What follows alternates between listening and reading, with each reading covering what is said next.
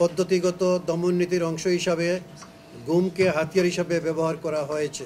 গুম নিয়ে গত ৪ জুন প্রধান উপদেষ্টার কাছে দ্বিতীয় প্রতিবেদন জমা দেয় গুম সংক্রান্ত কমিশন। বৃহস্পতিবার সকালে রাজধানীর গুলশানে কমিশনের কার্যালয়ে এ নিয়ে আয়োজন করা হয় সংবাদ সম্মেলনের। তবুও বহু ভুক্তভোগী লিখিত বক্তব্যে কমিশনের সভাপতি জানান, এ পর্যন্ত ১৬টি গোপন বন্দিশালার খোঁজ পাওয়া গেছে। কমিশনে আসা ১,৮৫০ অভিযোগের মধ্যে ২৫৩ জন গুমের শিকার ব্যক্তির তথ্য প্রমাণ পাওয়া গেছে। এছাড়াও গুমের শিকার ১৩১ জনকে খুঁজতে পুলিশ প্রধানের কাছে চিঠি দেওয়া হয়েছে। ২৫৩ জন ব্যক্তিকে গুম করার মুহূর্তে, গুমকালীন সময়ে এবং গুম থেকে ফেরত আসার মুহূর্তে ৩টি পর্যায়ে অকাট্য প্রমাণাদি পাওয়া যাচ্ছে।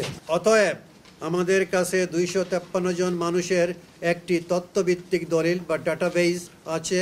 সংবাদ সম্মেলনে আরও জানানো হয়, গুমের সঙ্গে সবচেয়ে বেশি জড়িত র্যাব, দেশের গোয়েন্দাদের সঙ্গে জড়িত থাকার প্রমাণ পাওয়া গেছে ভারতীয় বাহিনীরও। গুমের অ্যালিগেশন সবচেয়ে বেশি হল র্যাবের বিরুদ্ধে, এবং র্যাবের যিনি মহাপরিচালক, বর্তমান মহাপরিচালক, উনি তো একটা পাবলিক স্টেটমেন্ট দিয়েছেন যে গুমের সাথে জড়িত ছিল র্যাব, এবং সেখানে আয়নাগর ছিল বা ডিটেনশন সেন্টার্স ছিল, কথা বলছেন, এবং উনি ক্ষমাও চেয়েছেন ইন পাবলিক।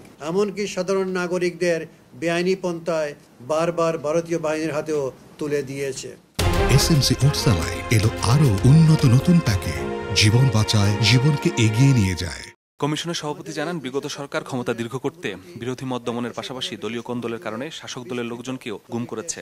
জঙ্গি বিরোধী অভিযানের নামেও হয়েছে গুম। বিগত সরকারের শাসনামলে গুম একটি সুশৃঙ্খল ও প্রাতিষ্ঠানিক রূপে জঙ্গিবাদ বিরোধী অভিযানের ছায়াতলে ইসলামী উগ্রবাদের হুমকিকে ব্যবহার করে রাজনৈতিক ক্ষমতা কেন্দ্রীভূত করা, আন্তর্জাতিক স্বীকৃতি অর্জন এবং শাসন দীর্ঘায়িত করার উদ্দেশ্যে পরিচালিত হয়েছে, যার ভিকটিম ছিল মেধাবী শিক্ষার্থী, রাজনৈতিক কর্মী, সাংবাদিক, ডাক্তার, ইঞ্জিনিয়ার সহ বিভিন্ন সরকারি বেসরকারি পেশাজীবী তথা সাধারণ জনগণ।